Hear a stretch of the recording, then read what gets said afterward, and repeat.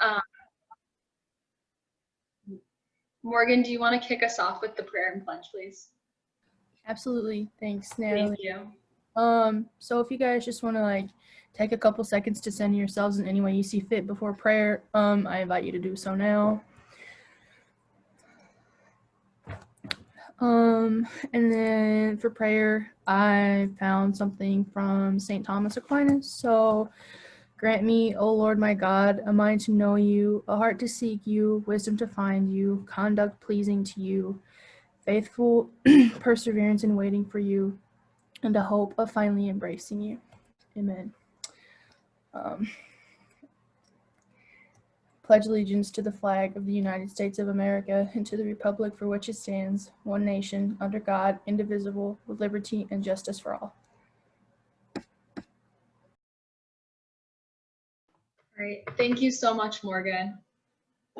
All right, tonight we have Chief Kidd who is joining us to talk to you all about the campus climate. Annie, has Chief joined yet? He's not here yet. Okay. Do you want to go ahead and message him, and we can maybe skip to public announcements and then come back when he joins? Maybe send him the link also. Yeah, I'll email him right now. Is everyone good with doing public announcements and then checking if Chief comes back, and if he's not back, then going to public comments and concerns and then bouncing back to Chief? Okay, perfect. All right, does anybody have any public announcements tonight? Okay. I have one. Tomorrow starts Fall Leadership Week. So typically my office has a Fall Leadership Conference. We were not able to do that this year because of COVID. And so we have programming every day this week. We have a leadership workshop each day on Isidore that you can do at your own pace, and a leadership workshop each day that is live on Zoom. So if you're interested in learning more about that, we will put something in the Slack, but we'd love to see you all participate in some way. Okay, thank you, Chris. Does anyone else have any public announcements?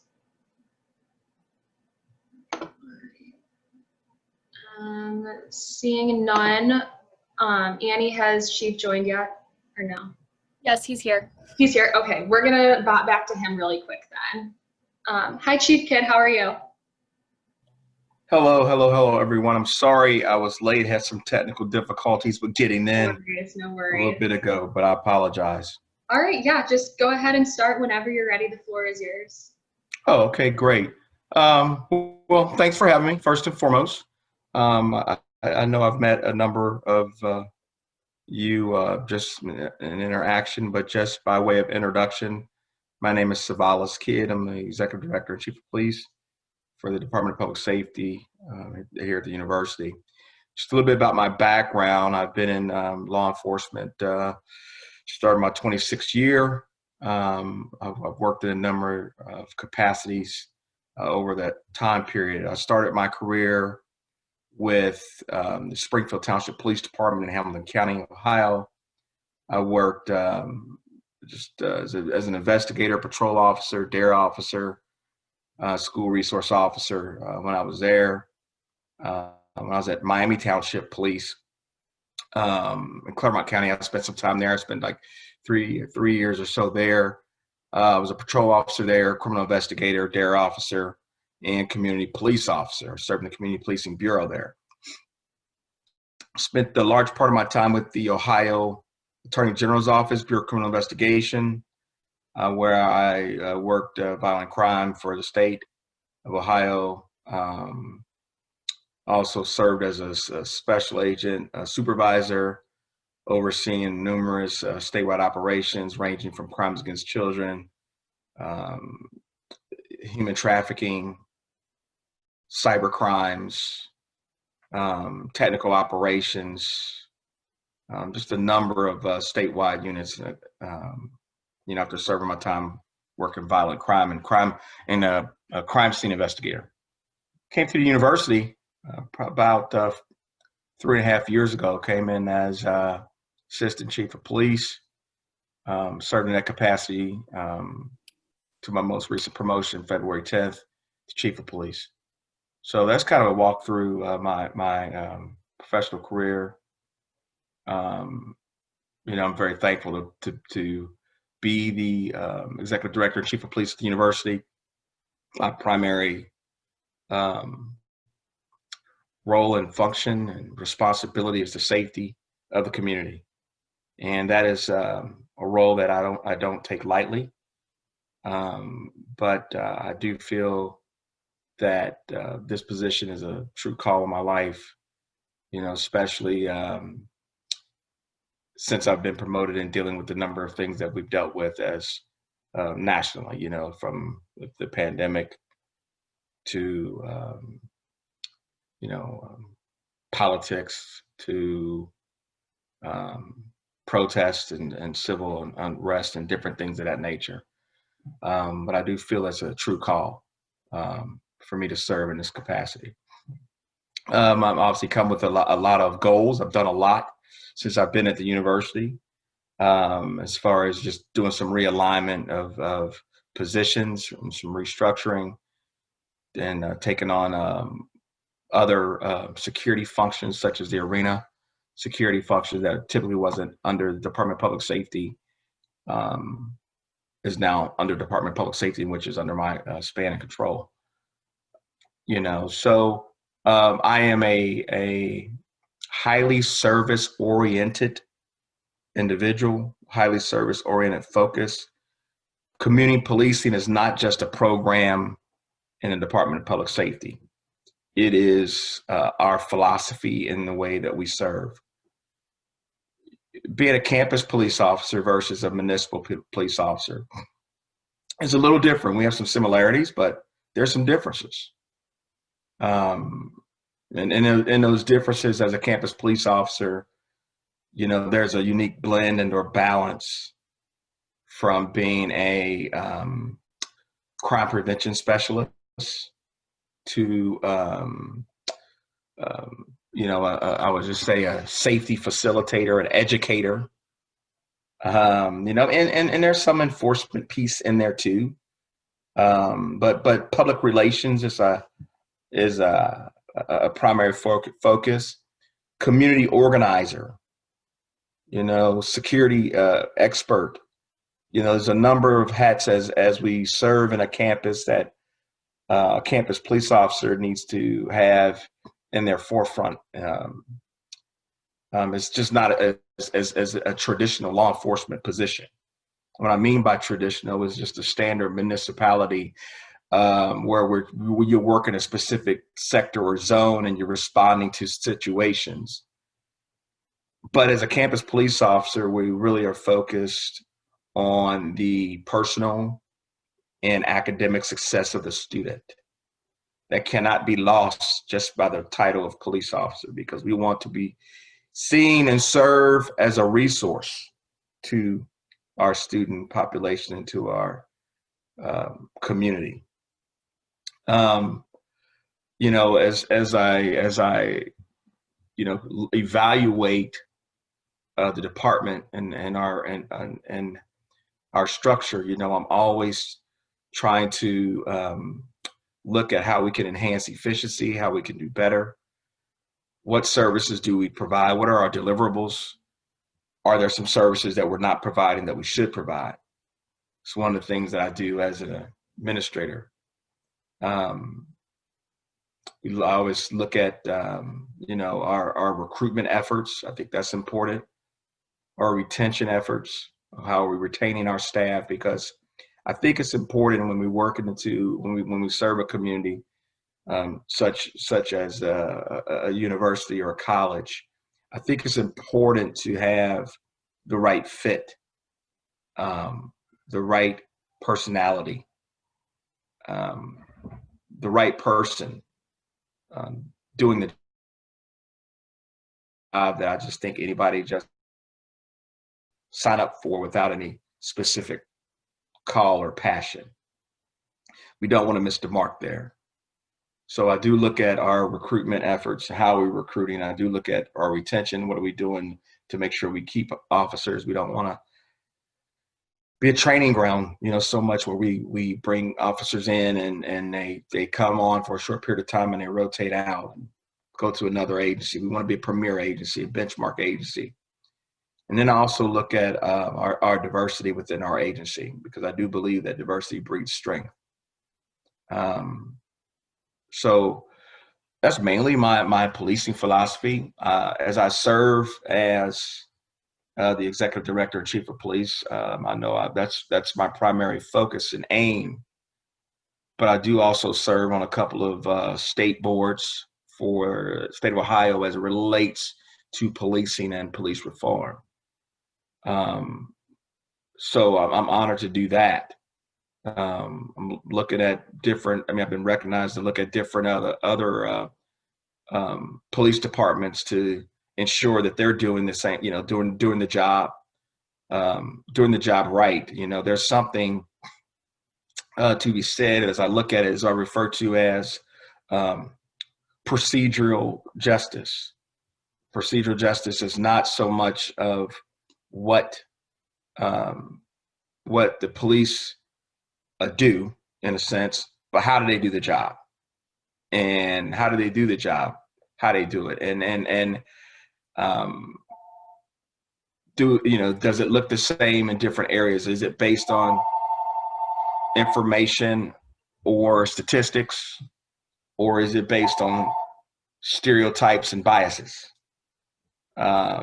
So those are the things that I kind of look at as an executive. That's the things I kind of look at as an administrator. I do want this communication to be more or less of a dialogue and not just a monologue, but I wanted to kind of put some things out there as to, how I got to where I am and what my philosophy is on policing, and how I see my role in the Department of Public Safety. It's my goal to have the University of Dayton Department of Public Safety be a benchmark agency for campus law enforcement nationally.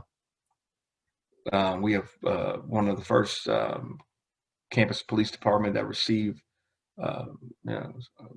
campus officer certification. Majority of our officers has went through a particular certification program this year. I'm proud of that. All of our officers, just maybe except for a handful, all are specialized in training, crisis intervention, and mental health training. So that's the service and quality of officers that you have serving your community. But it's kind of enough of me, and I can keep going. But I do want to kind of open the floor and see where it goes. I want to have an organic conversation with you. I was very honored. I'll be remiss if I don't say thank you for inviting me. And I want this time to not necessarily just be about me or be about the Department of Public Safety, but be about us as a community. Is that fair? All right. I welcome questions, welcome emotions. So I just want to open the floor if there's any type of burning questions that anyone may have that I could maybe answer. Chief Kidd, I just want to start off by saying thanks for taking time out of your Sunday to spend time with us.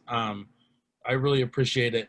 I did have a couple questions for you. The first one is, you mentioned your focus is not only doing the job to your best of your ability here at UD, but how you do it. So I guess my question is, what active steps are you and your officers, the department in itself, what are you guys taking to ensure that the relationship between our community, meaning the students and you and your officers, what steps are you taking to make sure that relationship is mended and built closer together, especially with the large role that public safety is taking in enforcement of COVID-19 policies on our campus? Number one, we want to have a department, I want to say, without barriers. Okay. We as the Department of Public Safety we really are a part of the community, and the community is part of us. And one of the most important things that we do and are doing is making ourselves available to engage in any type of critical and difficult conversations, and to spend time in addressing concerns. When I say addressing concerns, the concerns of the community are as equally important to me as any individual that may have been victimized by any stretch of the imagination. All because someone may not have been victimized, and that's where that interaction with police happens. Someone else may have a concern, and that concern is really real to them. And we want to make sure that we're doing, either through programming, impromptu, scheduled events like our Student Police Academy or what have you. We want to be accessible to the community so we can address those concerns and build and strengthen relationships and public trust. So that's just a way, and I don't want it to be a one-step process. I don't want it to be a one and done. I want it to be a way of life. And I've been very clear with our officers. Folks see the way that I lead or the way that I serve. Our team, serve the same. They make themselves available, and we'll get around the table and engage. And that's what community engagement is all about: building sustainable relationships. I mean, when I look around this room, I see a number of you whom I've engaged with one-on-one, and I know you. And those individuals, some individuals have taken part in some of those conversations. So that's one of the number one things about making sure that we are a part of the community, not just on the perimeter, or not just there when something goes wrong or awry, but being there again to support, being there again as a resource, being there again to advance the personal and academic success of our students. Thank you for that question, Andrew. No, thank you.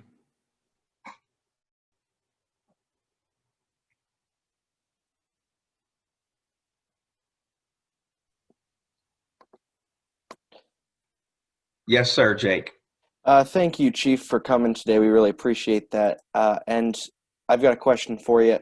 So I understand that COVID makes this difficult, but has there been any consideration given to police walking foot patrols through the neighborhood as a way of interacting with students and, just providing a little bit more safety? I live over on Chambers, and we've had quite a few robberies, and I think like a physical police presence with walking would make students more comfortable and also allow for the police to engage with students, sitting on their porch doing homework or what have you. Absolutely. We do walk. We try to have an uptick in walking. We also purchased a community engagement mobile, which is more of a personal mobile than just our standard vehicles. But we do. We are out there. I mean, I think there were some issues around there where we actually, being on foot, was able to arrest a burglar just several weeks ago. However long ago it was, several months ago. So when there was a number of break-ins or what have you, and that resulted as a proactive police work and being on foot in the community. However, we do struggle, frankly, with just resources ourselves. I mean, sometimes we're a little understaffed, and sometimes we have to be in a vehicle. That's just the most efficient way for us to do it. But as we bolster and expand our ranks, if I may, Jake, you hit the nail on the head. I mean, we got to be out in the community, and we got to be accessible. I say it's a two-way, not a one-way. When we see officers, hey, don't be afraid to engage them. And I want the officers engaged in our community. I mean, they need to know, as I mentioned about a crime prevention expert, part of that is being visible in the community. We want to deter crime from happening. We can't deter it. We want to displace it, send it away from the University of Dayton. So we know that other habitual criminals say, hey, if you go around UD, they don't mess around. There's cops everywhere, and we want to be everywhere because I believe in having a powerful presence.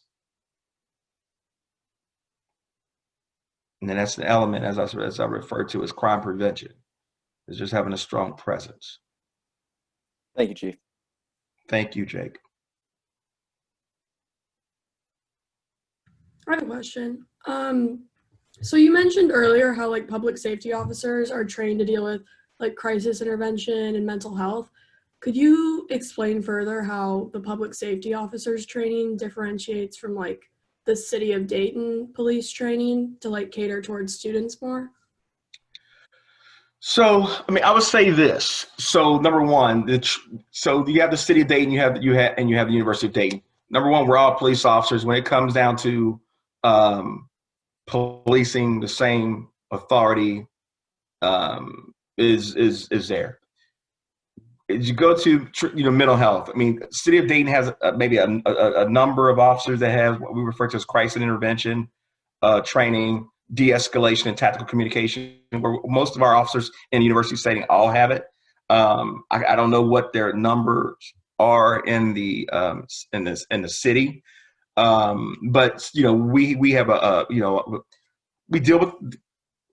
we deal with the public as a whole, but we have a targeted population in our student base, and as we deal with an uptick with mental health and different things of that nature. So all of our officers go through crisis intervention or mental health first aid to deal with those crises. So I would say that campus police officers have a little bit more focus on that area, where it may not be as I would say as even throughout the city of Dayton, where we have more of our officers that have it. They may have 10-20% of their force that may have it. We just will have more officers that have it, if that makes sense. Yeah, thank you. Very welcome. And we got a smaller force too, though, which is also helps. Yes, thank you for that question, Bridget.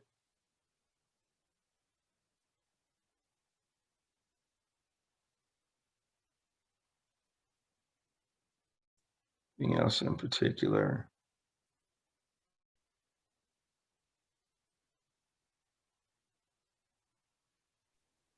So with that, I would say the Department of Public Safety, there's a strong, so I look at, in the Department of Public Safety, we have approximately 28 police officers, and in that 28 police officers, we are approximately like 30% diverse. We're one of the most diverse departments around. Most agencies are like most agencies are like 10%. And that's just in our police force. But then we also have our parking services, which is under Department of Public Safety. Our communication dispatch is under Department of Public Safety.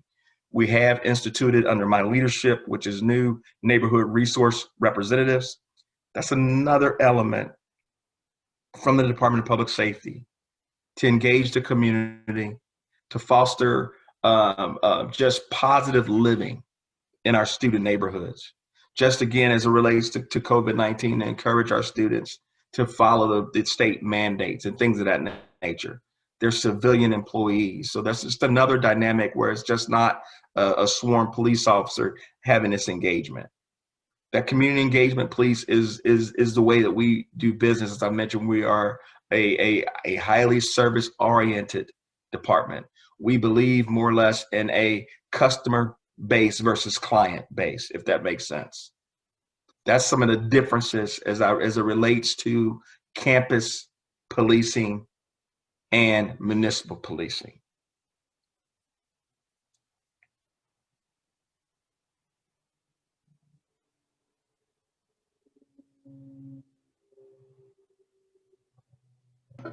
Did anyone else have any questions or comments for Chief Kidd? Jake, go for it. I've got one more for you, Chief Kidd. So this was something that happened last year that student government really didn't get to address with you very much, given the nature of the end of the semester. But you were talking about, the difference between the university and municipal police departments. Do you see the university as that much different given the response to the large student gathering the night we were sent home with the use of tear gas, riot shields, and rather militarized police forces? And how does the University of Dayton work to be more community-based rather than that, for lack of a better term, more aggressive model of policing moving forward? I heard part of your question and some of it got digitized for me, but I think I got the gist of it. when we're dealing with a situation where it is engaged, when a particular population, regardless what the population is, things do transition. That's our primary way to police and to serve our community. But anytime there's any folks that are engaging in violent, turbulent behavior, or when they're creating a imminent risk of harm to themselves or other, things will look differently regardless of what agency comes. But when I say things look differently, there is a protocol when it comes to dismantling or dispersing crowds and things of that nature. So when you're in that engaged in crowd control versus crowd management, those responses from police, because most of the time requires a multi-agency response, will be uniformed in that approach, because that's the element of policing where that training's kind of the same. Does that make sense? Yes, thank you, Chief.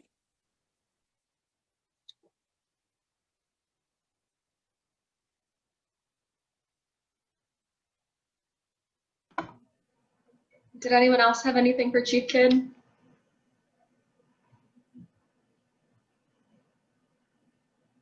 All right, seeing none, Chief Kidd, thank you so much again for taking time out of your Sunday and out of your weekend to be with us today. We all really, really appreciate it. And I think it was a great conversation and a great opportunity for us. Thank you.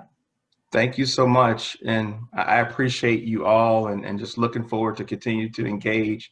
Natalie, thank you for inviting me. I'm very thankful. And Annie, thank you for inviting me. I really appreciate you all having me here. So I don't ever want to miss an opportunity to come and speak and sit before you, because I want you to know, as your chief of police, that I want to be accessible to you, and I want you to know that I support you as you continue to your academic career and path at the University of Dayton. Thank you so much. I appreciate that. Thank you all. Have a good day. You as well. All right, Grant, can you please do attendance? Yeah, thanks, Nat. All right, hey everybody. James Brill. Here. Jada Brown. Present. Jules Carr-Chelman. Present. Natalie Coppolino. Here. Morgan Cox. Here. Lillian Dickman. Here. Jesse Edwards. Here. Michael Fields. Here. Sophia Garcia. Here. Jessica Garvin. Jessica. Mason Gordon. No. Here. Tong Yu Guo. Here. Daniel Hennessy. Present. Hannah Hobie. Here. Andrew Hubert.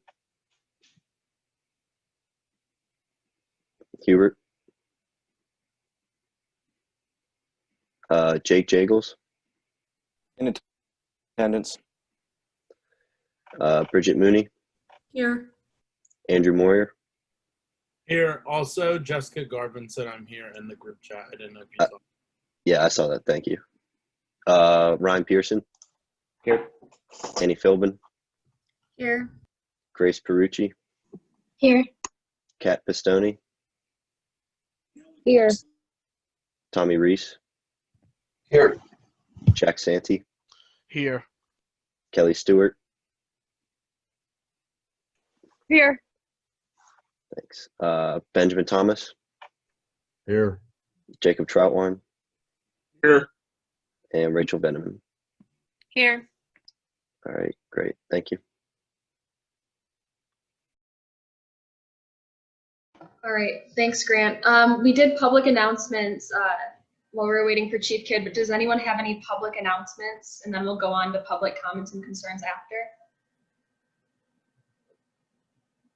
All right, seeing no public announcements, Annie dropped a Google Doc in the chat for anyone who might want to make a public comment or concern known.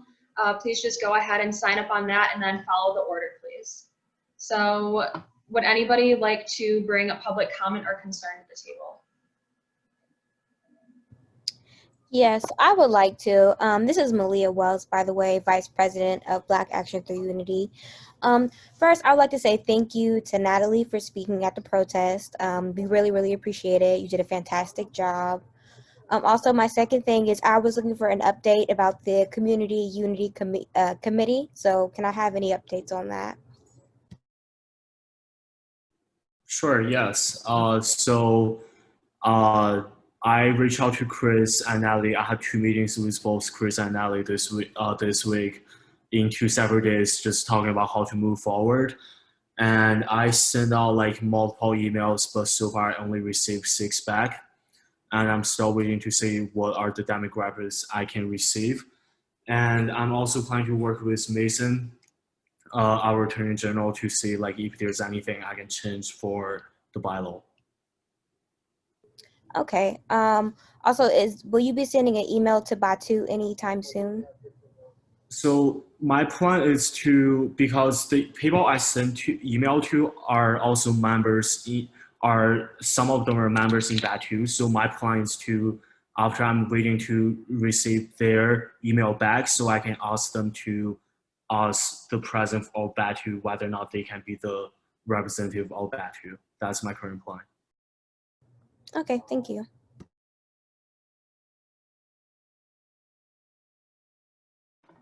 Thanks, Maleah. If anybody is next on the sheet, I don't have it pulled up right now, but just go ahead and unmute yourself.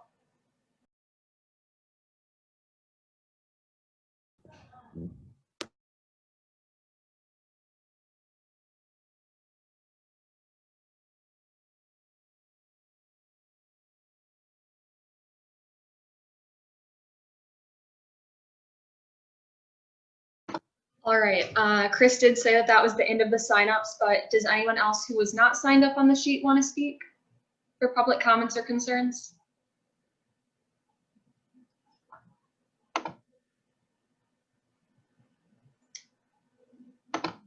Okay, seeing none, we are going to go ahead and move along to reports. Do any SGA members want to give a report? I have something to talk about. So Issues and Bylaws Committee needs members, and I am supposed to choose these members based on my judgment with the advice of the Senate. Does any senators would any of you like to give some advice on who to pick? Jake? I'd like to nominate Director Pearson and first-year Representative Ben Thomas. Okay. Anybody else? I'd like to nominate Jesse Edwards. Okay.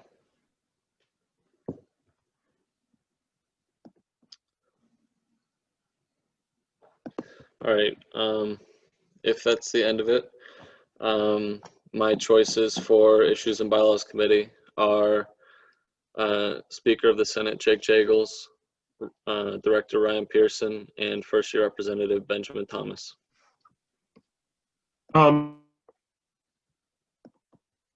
Mason, Yes. are there any other possibilities that other people can join in as well? I am allowed to have 4 members from the Senate. 3 of those positions are taken. I would like to as well then. All right. I will consider this, and I will stick with the 3 that I have picked for the moment. It is also possible, just keep in mind, to pick somebody at a later date. This does not mean that nobody else can be chosen. Thank you. Thanks, Mason. Do any other SGA members have a report to give? Jagels? Thank you, President Cupolino. My report is, first I'd like to apologize to the Senate for not having the pending legislation cleaned up. That was an error with that emergency Senate. That will not happen in the future. And I'd also like to remind all the voting members that the executive team can see who has opened the documents, and as the bylaws say, every member of the Senate is supposed to have read the documents before Senate, and it really doesn't take that long, especially considering there's only one document this week. It would be highly appreciated if people would at least skim over the legislation we're going to pass, as it often deals with pretty serious things, allocation of money or internal rules. So please read the legislation. Thank you. All right, thanks, Jagels. Any other SGA members that would like to give a report today?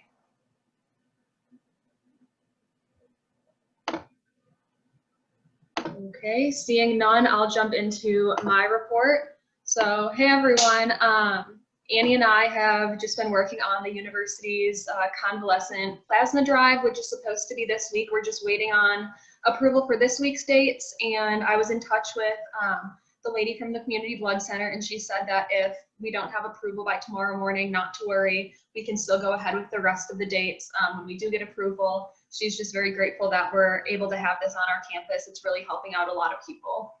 So I'll keep you all posted on that.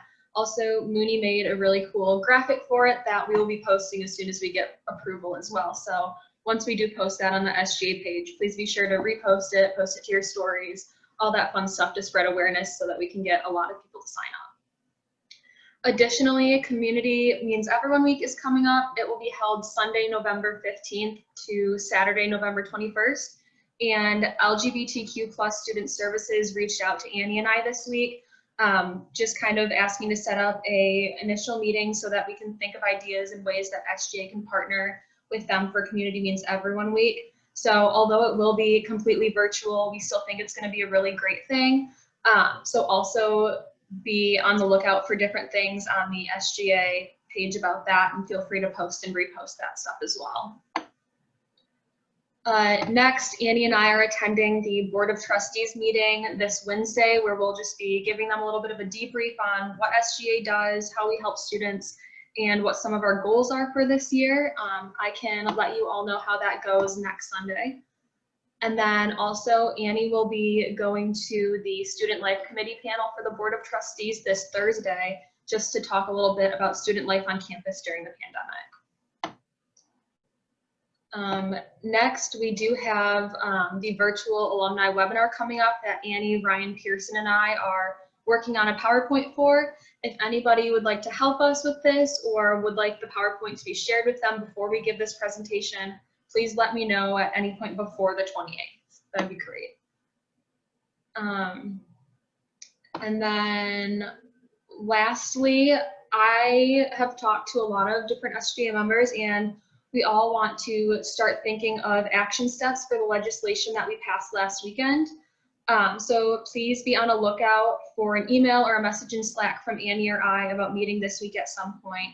We'll probably have to meet on Friday afternoon for maybe an hour or so, just to get a working list of some things that SGA can do to become a anti-racist organization.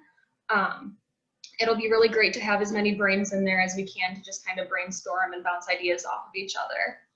Additionally, I would like these action steps to be a really good working list kind of by this Sunday, and the plan is to be able to present these action steps at a Senate sometime before November, just so that we're kind of keeping up with a timeline and holding ourselves accountable for this. But other than that, I don't really have any other updates. So at this time, Michael, are there any special request presentations? There are not, but there will be one presentation next Senate. Okay, perfect. All right, Jagels, go ahead and kick off Senate floor, please. Thank you, President Copolino. The time is 6:39 p.m. I hereby call Senate floor to order. Will the secretary please call the roll of voting members? Absolutely. James Brill. Here. Jada Brown. Present. Jules Carr-Chelman. Present. Morgan Cox. Here. Jesse Edwards. Here. Sophia Garcia. Here. Jessica Garvin. She's here. Tong Yu Guo. In attendance. Daniel Hennessy. Present. Hannah Hobie.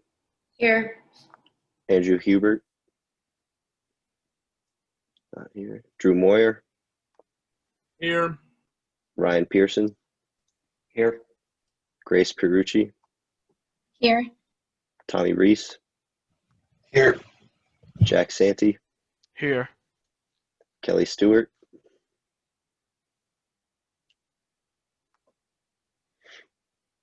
Kelly, Here. thank you. Ben Thomas, Here. Jacob Troutwine, Here. and Rachel Veneman. Here. All right, thanks everybody. So that count puts us at 19 voting members, which means majority stands at 10 and 2/3 stands at 13. Seeing as there's no old business, do we have any points or motions at this time?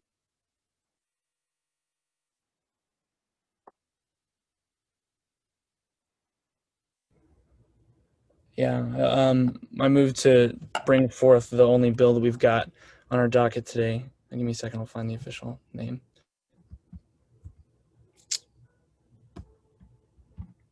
Yes, SB 2021-07.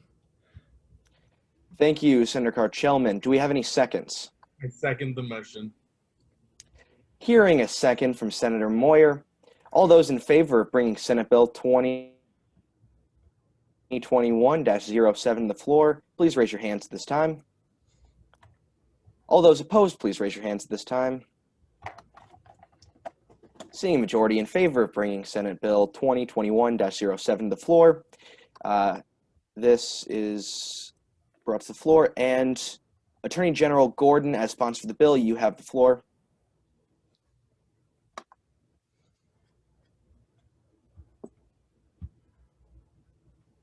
You're muted. Sorry, forgot I was muted. Thank you.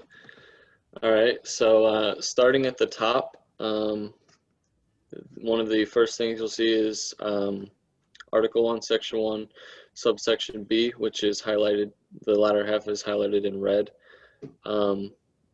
In the past, this has been incredibly hard for JRBs to prosecute on, and so to simplify it and keep the most important section of the subsection intact, I will be removing the second half of the subsection with the approval of the Senate. Scrolling down, there's clarification on Senate resolution and Senate bills.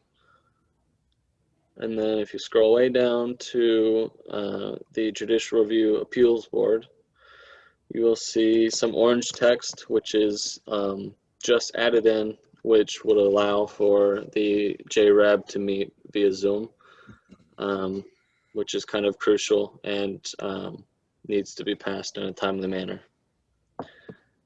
If anybody has any questions, I yield my time.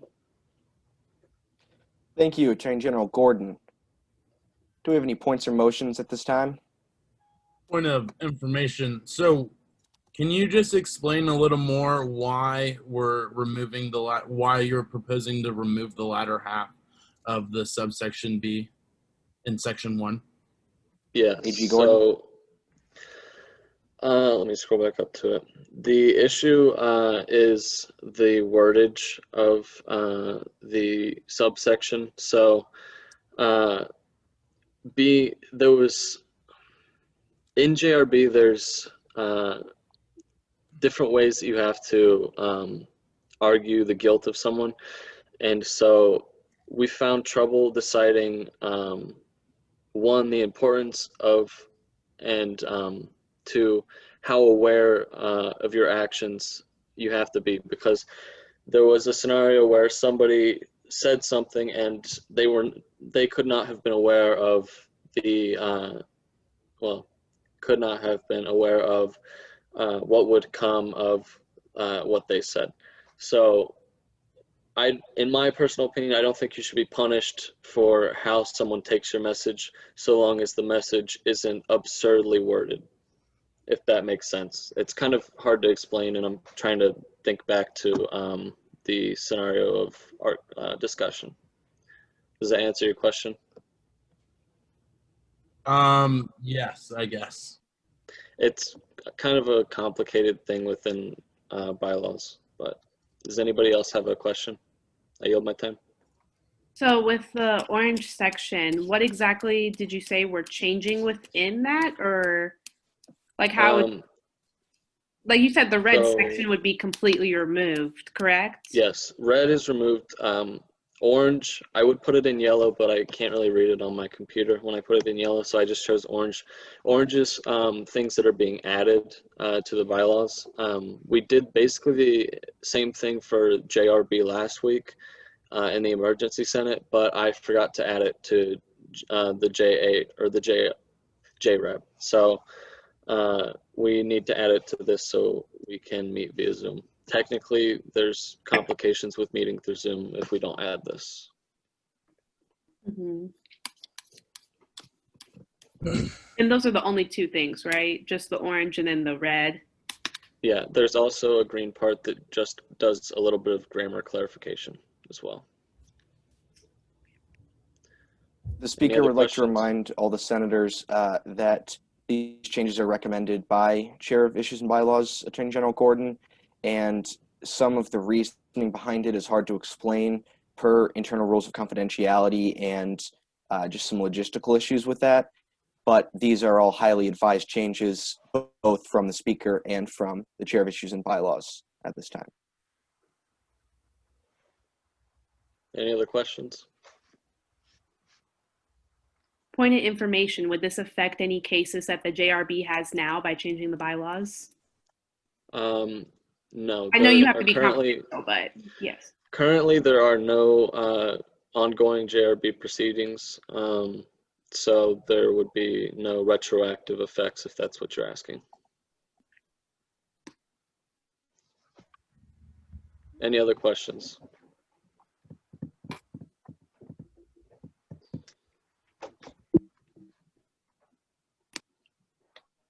Any further points or motions at this time?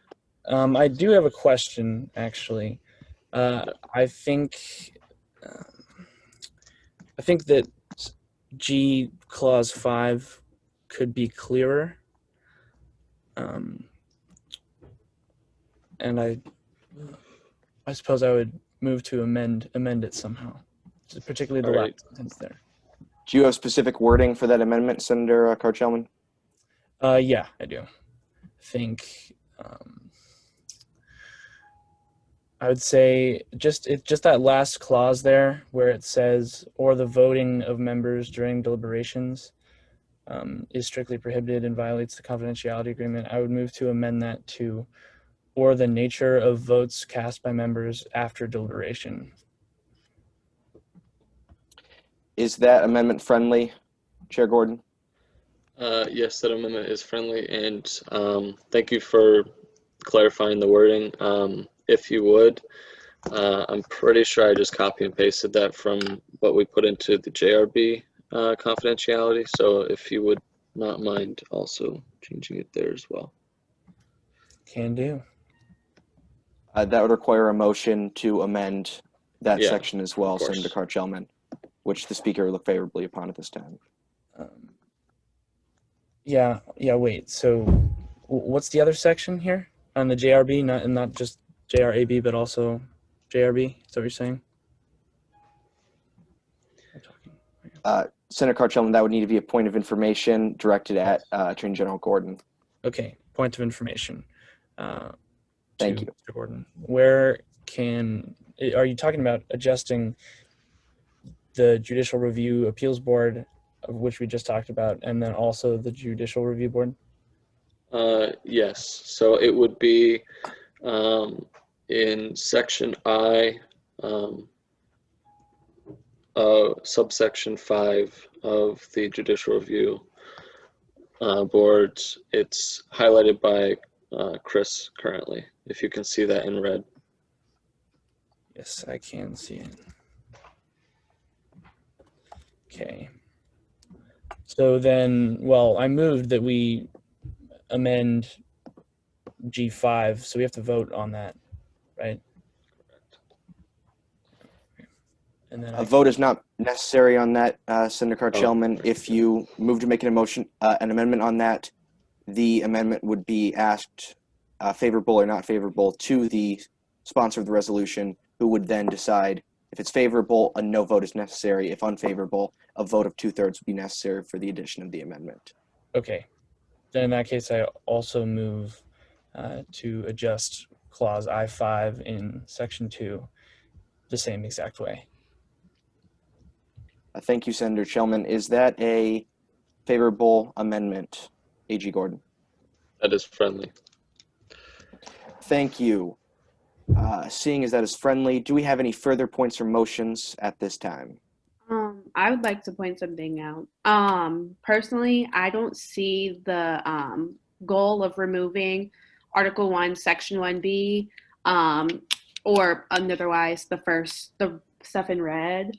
I think as members of SGA, and how most of us were elected to represent the entire student body outside of ourselves, our personal beliefs or whatever, I do think that we have that responsibility to be cognizant of how our actions affect other people in the community, and also how our actions even affect us. I feel like that clause is in place because it allows something in the bylaws to kind of hold some responsibility that, like, when something that somebody says is wrong or gets negative feedback, that there can be some type of something to lean back on to be like, you know, you might think this way, but you're representing something bigger than you, you know? So I personally don't agree with taking that out of the taking it out of the bylaws. I think that's an important aspect to have, and I think it further strengthens, you know, having a concern for the common good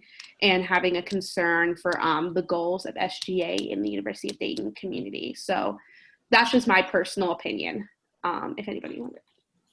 I'd like Thank to you, Senator respond Brown. to that, AG Gordon. if I'm allowed. You are. So there is, first I'd like to say that I understand how you may not be able to see it. It's hard to see if you're not on the JRB and if you weren't there during the discussion. Another thing to point out, the word "and" after common good makes this a sort of combination of two subsections. And so if you would like to amend to add cognizance as a subsection separate from subsection B, I would not be entirely opposed to that. However, I would ask that you email the chair of the Issues and Bylaws Committee with that concern, seeing how wording bylaws like this can be complicated and should not be done on Senate floor in such a hurried manner.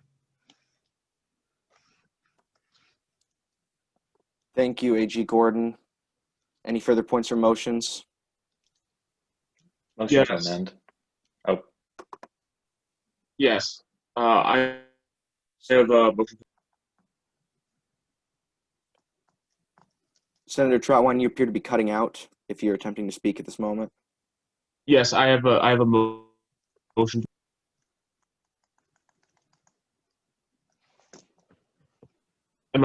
Do I just state the amendment? I didn't hear you. I don't know if that's just me, but you broke Yeah. up. Yes, I have Senator a Troutwine, would you mind repeating the entirety of that motion and requested amendment? Okay, I have a motion to amend section 2. I would like to amend the wording of the calling of an emergency meeting to say that emergency, or under D.1, to amend to say that emergency meetings cannot be called during times in which a class occurs.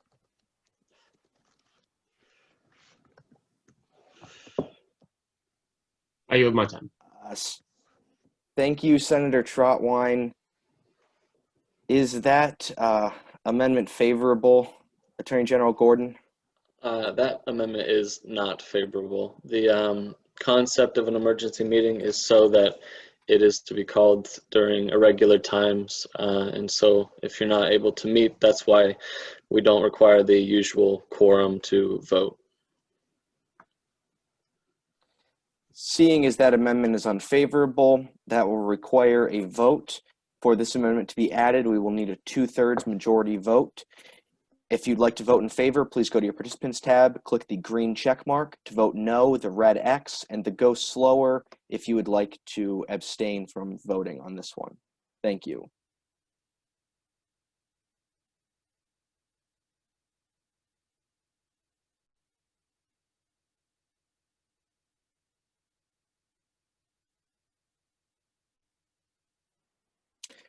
Seeing as a 2/3 majority was not met, this amendment shall not be added to the bill at this time.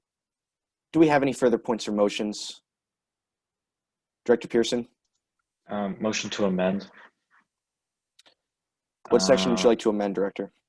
I gotta scroll to it again. I would like to amend section Article 8, Section 2.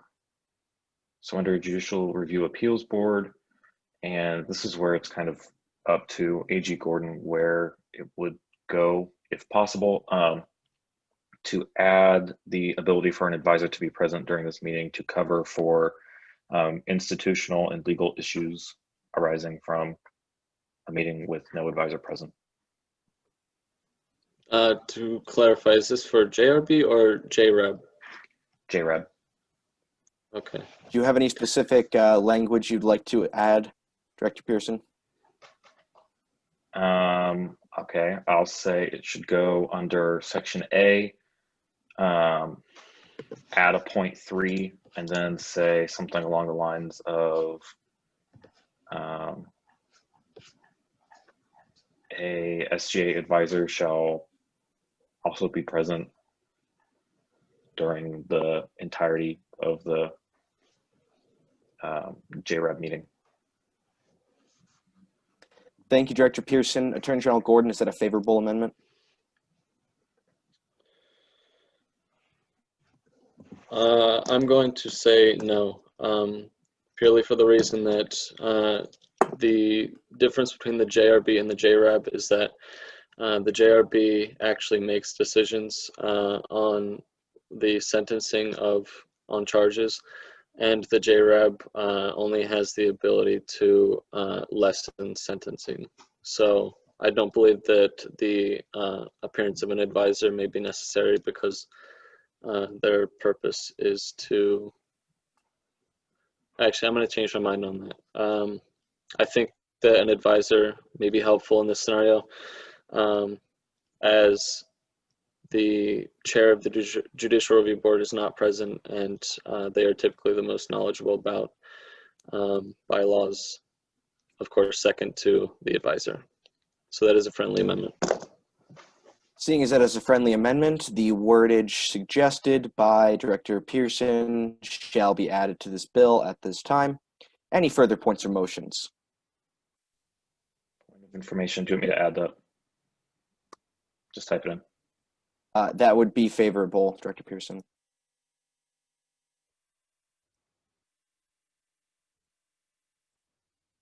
Seeing and hearing no further points or motions, the speaker will look favorably upon a motion to move to the previous question. I move for previous question. Thank you, Director Moyer. Do we have a second?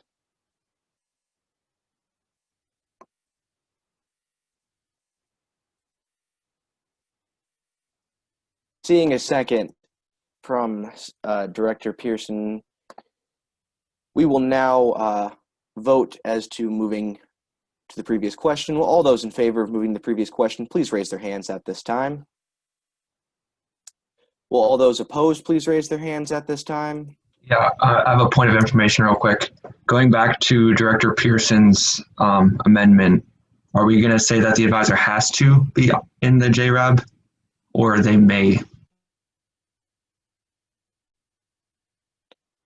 Director Pearson.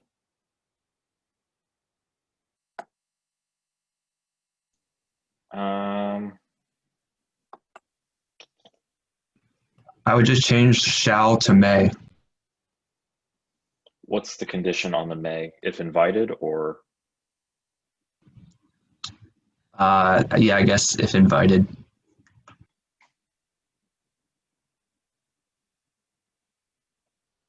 Okay, I'm okay with that. Is that amendment favorable, Attorney General Gordon? Yeah.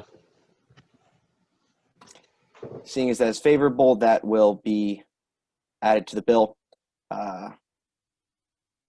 At this time, we will need a motion to move to the previous question, which the speaker will look favorably upon.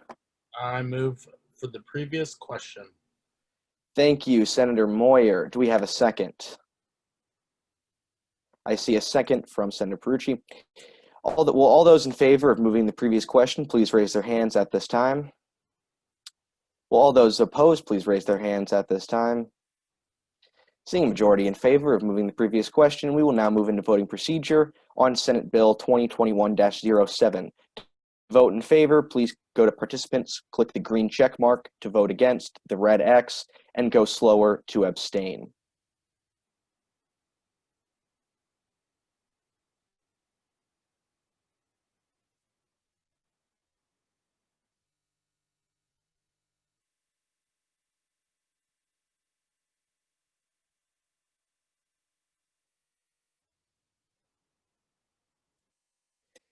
It appears that a majority is in support of this bill. Senate Bill 2021-07 has passed. Any further points or motions at this time? Point of information, what were the counts for that one? I believe the count was 13 to 6 to 1.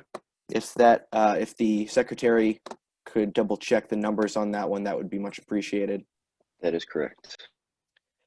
Thank you, Secretary Lane. Any further points or motions? I move to adjourn this meeting. Thank you, Senator Moyer. Do we have a second? Seeing a second from Director Pearson, all those in favor of adjourning this meeting, please raise your hands at this time. All those opposed, please raise your hands this time. Seeing a majority in favor of adjourning, the Senate floor is adjourned. Thank you all very much. Have a great rest of your Sunday.